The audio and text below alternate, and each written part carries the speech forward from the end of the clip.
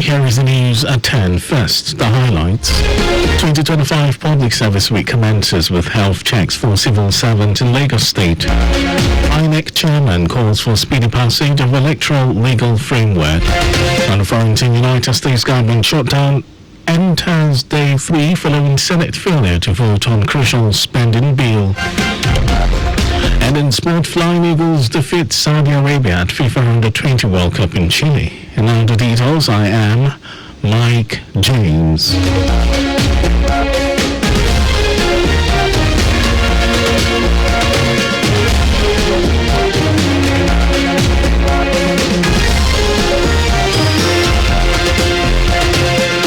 All is set for the commemoration of the 2025 edition of the Public Service Week with the theme, Deepening Technology for a Smart and Agile Public Service. Speaking at a press conference to announce the series of activities lined up, Head of Service Bode Aguru said the week is projected to appreciate and celebrate dedicated and committed civil servants delivering efficient services to enhance good governance in the state, with awards to deserving recipient and long service merit awards. Aguru, who was joined by the Permanent Secretary, Public Service Office Sukomi Uyigbola, and other PS Committee chairmen, directors, said the theme seeks to harness the opportunities presented through technology, highlighting the Babajide Sanwo-Olu administration's huge investment in digital transformation and capacity development to ensure that the public service remains globally competitive. The head of service said the commitment has enabled the administration streamline processes, improve data-driven decision-making, and enhance citizen engagement. He had these to say. Variety show Announcers Got Talent Series 7, tagged Announcer Goes White, where public servants will have the opportunity to showcase their innate talents. This will be held on Thursday, the 9th of October 2025, from 9 a.m. to 4 p.m. Also at the same venue at the Edinburgh Auditorium. The event promises to be fun, with participants guaranteed to win lots of prizes and loads of fantastic prizes. On that day, all civil servants are expected to dress in white. All white attire.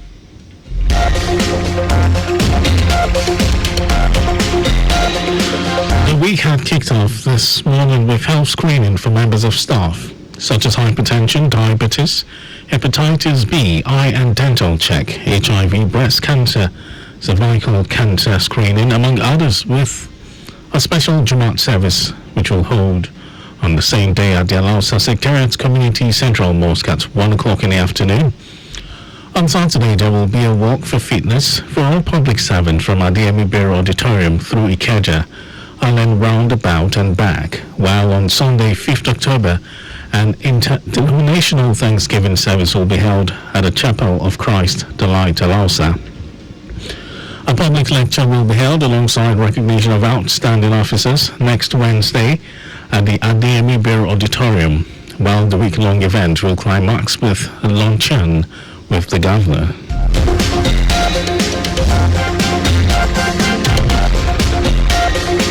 The wife of the president, Oluremi Tinubu, has launched a nationwide initiative to support menstrual health and keep adolescent girls in school. With this initiative under her Flow with Confidence program, 370,000 disposable sanitary pads will be donated to female students across Nigeria's 36 states and the Federal Capital Territory, FCT. In Lagos State, wife of the governor, Ibijoke Sanwo-Olu, who is the state coordinator for the program, represented Mrs. Tinubu and emphasized that the initiative is not just about distribution of pads, but aims to promote knowledge, dignity, confidence, and better menstrual hygiene management among school girls. Mrs. Tinubu, who stated that no student should miss school because of their inability to afford sanitary pads, said over 2.5 billion naira was expended for the procurement of the pads in partnership with Union Glory Nigeria Limited in Ikorodu. She said the program was launched simultaneously in 8 states, namely Borno, Ekiti, Cross River, Gombe, Kebbi, Imo, and Lagos, with other states expected to begin distribution as soon as their allocations arrive. 10,000 disposable sanitary pads will be distributed to schoolgirls in Lagos State, and chairmen of local government areas have been urged to take ownership of the intervention by ensuring that the pads get to deserving girls in the rural communities. In today's modern world, no girl should have to miss school because of her inability to afford the sanitary products.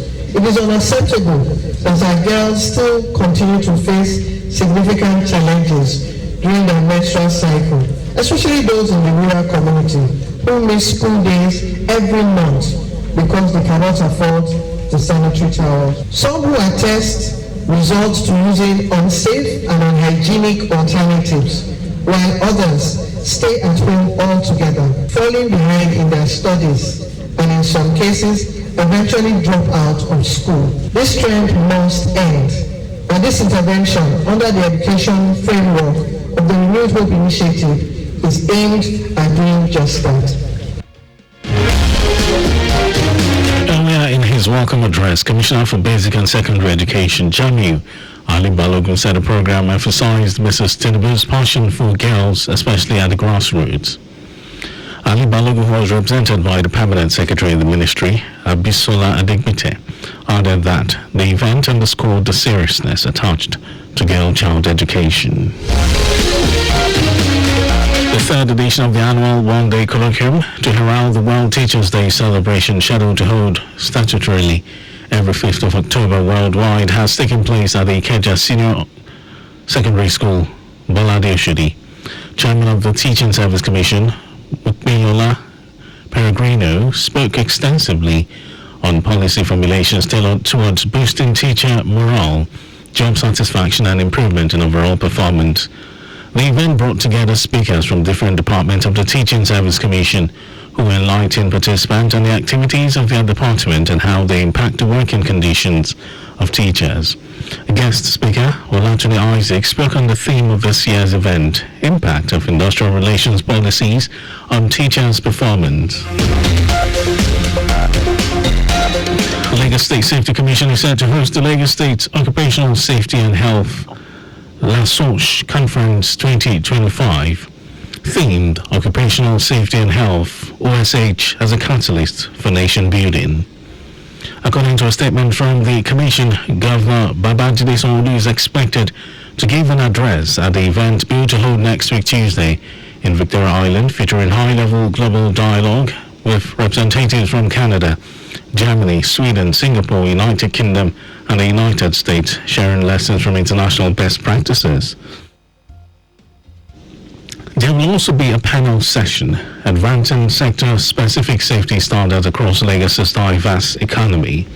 The summit will position OSH as a policy and developmental imperative central to Governor Babajide Sanwo-Olu's vision of making Lagos Africa's model megacity and a global economic hub that is safe, secure, functional and productive.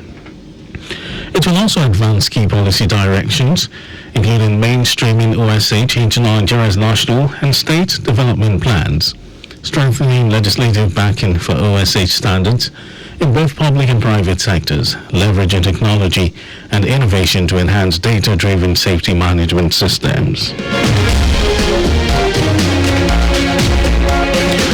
To the rest of the stories, Chairman of the Independent National Electoral Commission INEC, Mahmood Yakubu, has urged the National Assembly to expedite to passage the proposed amendments to the country's electoral legal framework.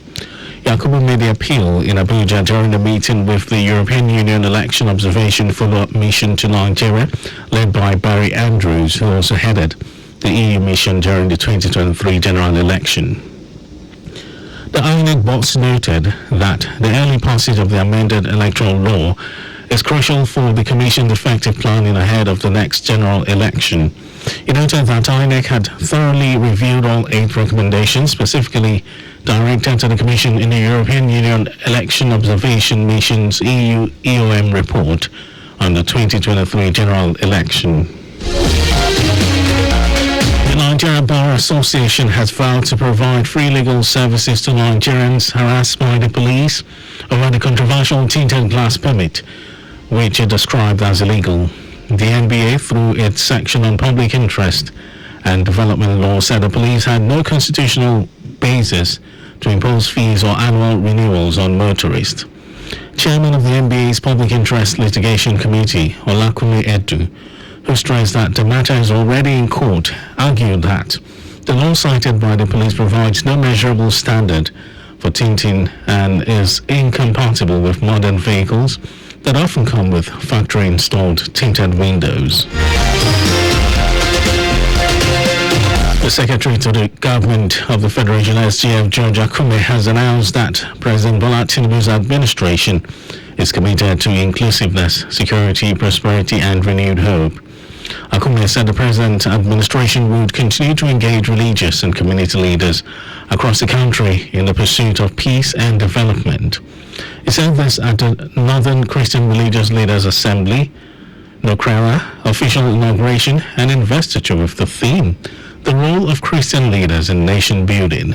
Akume noted that the cooperation between the church, mosque and government is crucial to nation building. And in some foreign news, the United States government shutdown has entered a third day after the Senate failed to reach a deal on a crucial spending bill before observing Yom Kippur. The Senate floor was open, but there were no votes due to the holiday, Judaism's holiest day of the year. Senate Majority Leader John Thune said the vote is unlikely, which means the shutdown will likely continue into next week. Both Republican and Democratic spending bills have failed to reach the 60 out of 100 votes threshold to pass, as senators continue to vote largely down party lines. Speaker of the House, Mike Johnson, said the House of Representatives is working on a new bill to present to the Senate.